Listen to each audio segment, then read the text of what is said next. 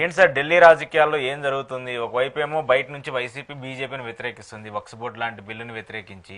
కానీ టీడీపీ వాళ్ళు మాత్రం ఇంకా జగన్మోహన్ రెడ్డికి దగ్గరగానే జగన్మోహన్ రెడ్డితో అటాచ్ అయ్యే బీజేపీ ఉంది, మోదీ ఉన్నాడు, ఇంకా మోదీ జగన్ని ప్రేమిస్తున్నారని చెప్పేసి చెప్తూ ఉన్నారు. ఏం చెప్తారు? ఇప్పుడు ఏమీ లేకపోతే ఒకళ్ళు ఏమీ కాకుండా ఒక ప్రాంతీయ పార్టీ ముఖ్యమంత్రి అయ్యి 5 సంవత్సరాలు రాష్ట్రాన్ని పరిపాలించాడు అంటేనే ఏదో విషయం ఉందని అర్థం. ఎంతసేపు విషయం లేదు, గాబరా పడిపోయి ఏమీ జరగట్లేదు అనుకున్నప్పుడు ప్రాంతీయ పార్టీలు ఖచ్చితంగా ఒక స్ట్రాటజీతో ఢిల్లీ మన్నలను పొందడానికి ఏం ప్రయత్నాలు ఎలా చేయాలన్న దగ్గర విస్తృత స్థాయిలో పనులు చేస్తుంటారు. పైకి కనిపించిన నీళ్లు పాలు హంసలా వేరు అయిపోతాయి, హంస ఒక్కటే వేరు చేయగలదు, లేకపోతే పాలల్లో మేఘల్లా పైనే కనబడుతుంది, కింద పాలునే లేదు తెలియదు. ఇలాంటివన్నీ మనం సర్వసాధారణంగా రాజకీయాల్లో చూస్తున్నవి. ఎప్పుడైతే విజయసాయిరెడ్డి మూవ్ గతంలో మీరు 3 పణంగా తీసుకెళ్ళి, మీకు గమనించండి, రాజ్యసభకి ఎవరికైనా సాధారణంగా 100-500 కోట్లు. ఇప్పుడు మల్లారెడ్డి ఉన్నాడు, వేలంపాట కదా, మర్చిపోయారా వేలంపాట? 25 కోట్లు మొదలు ఇదే రేవంత్ రెడ్డి 25 కోట్లతో మొదలెట్టి ఆఖరికి 100 కోట్లు ఎత్తాను కానీ రాజ్యసభ ఇవ్వలే, ఎంపీ టికెట్. ఇలాంటివన్నీ జరుగుతాయి అందరికీ. సో అలాంటి దగ్గర ఒక్కడి దగ్గర రూపాయి తీసుకోకుండా రాజ్యసభ ఇచ్చారు వాళ్ళకి. ఇచ్చినోడు ఎవడు లేడు ఆ పార్టీలో, వైఎస్ఆర్సీపీలో. సో వాళ్ళందరూ ఇప్పుడు ఏంటి, హ్యాపీగా బీజేపీ పరంగా తెలుగుదేశం పరంగా సురక్షితంగా ఉన్నారు. ఇందులో మేజర్ ఛాలెంజ్ ఎక్కువ బీజేపీ క్లెయిమ్ చేస్తుంది, మీరు గమనించండి. సో దీంట్లో ఢిల్లీ పరిణామాలని ఫస్ట్ 5 ఏళ్ళు ఎప్పుడైతే సుజనా చౌదరి లాంటాడు, సీఎం రమేష్ లాంటాడు, బీజేపీ వల్లనే మనం ఓడిపోయామని 10 సార్లు చెప్పినప్పుడు మరి ఎందువల్ల ఓడిపోయారో, చేత ఓడిపోయారో అప్పుడు పరిగణలోకి తీసుకొని కొన్ని అంశాలని. ఇప్పుడు అదే బీజేపీలో ఉన్నారుగా, అదే బీజేపీలో వాళ్ళు ఉండొచ్చు. వాళ్ళకైనా తెలివితేటలు ఉన్నప్పుడు ఈ పార్టీని, కాంగ్రెస్ పార్టీని ఎదిరించి స్థాపించుకున్న ఈ పార్టీలో బీజేపీకి ఏం చేయాలో ఆ రోజు పరిణామత్వాన్ని అడిగినప్పుడు ఇవ్వలేదు. సో అప్పుడు దానికి గుడ్ బుక్స్లో ఉండకుండా ఏముంటాడు అతను.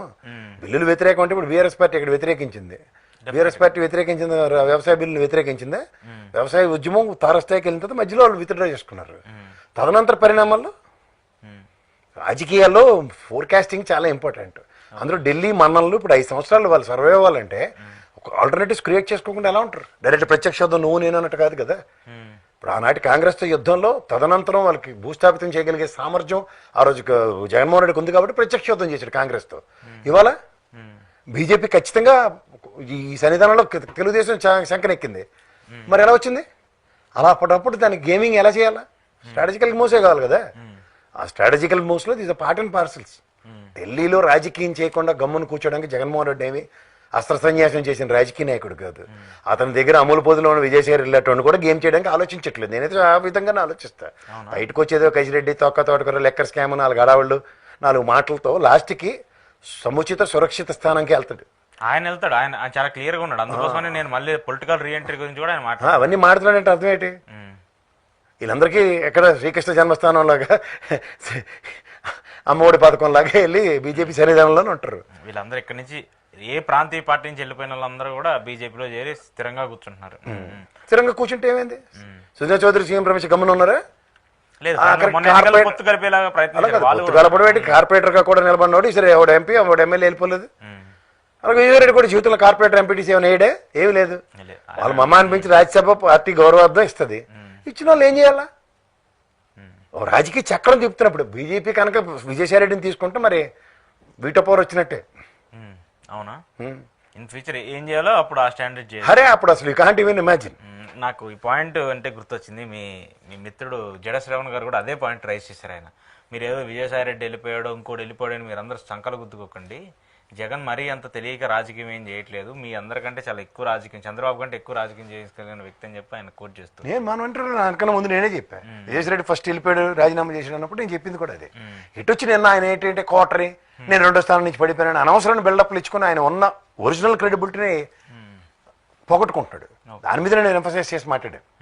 ఎందుకు సార్ ఇప్పుడు సరే కసిరెడ్డో, విజయసాయి రెడ్డో లేదా ఇంకోళ్ళు పార్టీని పరువును వాళ్ళే బయట పెట్టుకున్నట్టు. ఇప్పుడు ఎలా అంటే డైరెక్ట్గా వెళ్ళి విజయసాయి రెడ్డి వెళ్ళి జాయిన్ అయిపోయాడు అనుకో, నవ్వుతారు ఎవరన్నా. ఖచ్చితంగా. సో ఖచ్చితంగా ఒక మధ్య చాలా వైబ్రెంట్ గ్యాప్ ఉందని చెప్పేసి జాయిన్ అవుతాడు.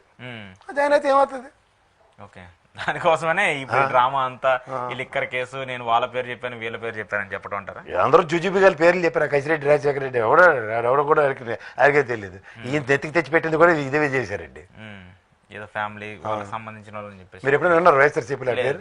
నేను ఇప్పటిదాకా నేను వెళ్ళలేదు. మరి అలాంటి వాళ్ళని తెచ్చి ఇప్పుడు వాళ్ళ మీద చర్చ. వాళ్ళు కూడా వాళ్ళు బ్రహ్మాండమైన మెటాయమాట. మేము ఏదైనా ఒకటి కెలికేమంటే దానికి రెప్రికేషన్స్ వైబ్రెంట్గా వస్తున్నాయి అటు నుంచి.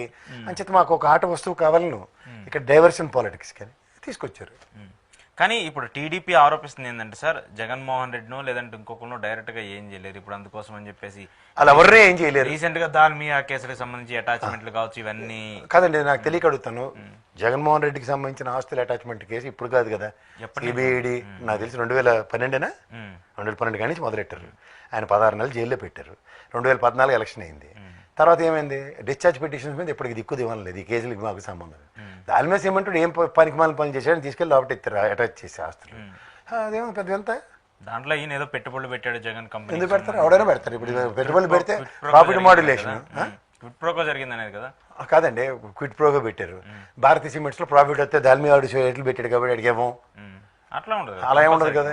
ఈ ప్రాఫిట్లు వచ్చాయి, అగి ప్రాఫిట్లు వచ్చాయి. అవన్నీ అప్పుడు మాట్లాడరా. ఇప్పుడు లేపాక్షి భూములు ఉన్నాయి, 404 ఎకరాలు హిందూ ప్రాజెక్ట్కి ఇచ్చారు. హిందూ ప్రాజెక్ట్కి ఇచ్చినప్పుడు అతను ఏం చేస్తాడు, ఖచ్చితంగా బ్యాంకులోనే తాగబెడతాడు. దీని బదులు మీరు ల్యాండ్ ఎలకేషన్ ఏంటి, ఎవడన్నా రియల్ ఎస్టేట్ వ్యాపారం చేసేవాడు లేదంటే డబ్బులు సంపాదించాలంటే బ్యాంకులోనే పణంగా పెడతారు.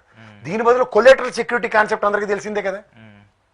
ఓకే, కొలేటరల్ సెక్యూరిటీ అంటే వేరేవాడు తీసుకొచ్చి ఈ కంపెనీలో డైరెక్టర్ ఇచ్చి ఆ బాధ కాకుండా డైరెక్ట్గానే ప్రభుత్వం ఇచ్చిన ల్యాండ్లోనే బిజినెస్ చేయడానికి రిలాక్స్డ్ అమౌంట్ తీసుకుంటుంది. అది సెక్యూరిటీ కింద ల్యాండ్ పెట్టుకుని అలా కంపెనీ పెట్టచ్చు. అందులో జరిగిన దాంట్లోనే ఆయన ఎవరిని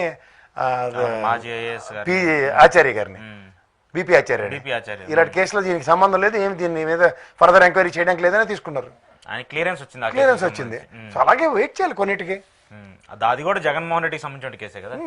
ఇప్పుడు సిబిఐ ఈడీ 2 కేసుల్లోనూ డిశ్చార్జ్ పిటిషన్స్ కి జగన్మోహన్ రెడ్డి చేసిన డిశ్చార్జ్ పిటిషన్ ఏంటి, ఈ కేసుకి నాకు సంబంధం లేదని కోర్టు ప్రొసీడింగ్ చూడండి. సంబంధం ఉందంటే సబ్స్టాన్షియల్ ఎవిడెన్షియల్ డాక్యుమెంట్స్ సబ్మిట్ చేయాలా. చేసినప్పుడు కోర్టు పిలిస్తే చచ్చినట్టు జగన్మోహన్ రెడ్డికి శిక్ష పడదో తర్వాత చర్చ.